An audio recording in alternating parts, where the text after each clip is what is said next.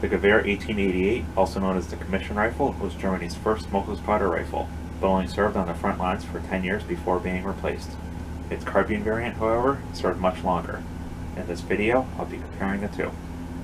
Starting with the obvious, the length difference. The Gewehr 88 is 49 inches long, and the Karabiner 88 is 37.5 inches long. Both the barrels are covered by barrel jackets.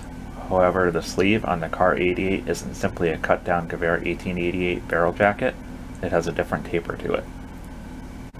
At the end, the Kar 88 has an almost flush nose cap, while the Gewehr 88 has a traditional front sight and barrel band arrangement. There's no clearing rod or bayonet lug on the Kar 88.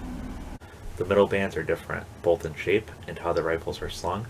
The long rifle is underslung with a sling swivel, while the carbine is side slung with a fixed bar. The rear sight on the rifle is much longer than on the carbine, going up to 2,000 meters. The carbine only goes up to 1,200.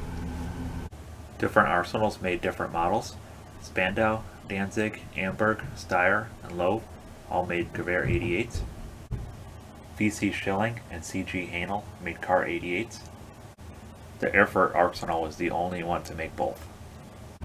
The bolt handles differed, with the Gewehr 88 having a straight bolt handle and the Kar 88 having a spoon-shaped handle tucked tight against the side. The model designation is marked on the left-hand side of the receiver.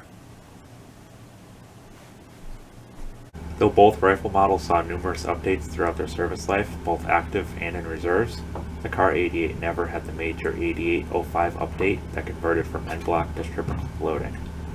I have a separate video explaining the 05 update. Lastly, the rear sling position matches that of the front. The Gewehr 88 is underslung with a quick detach swivel.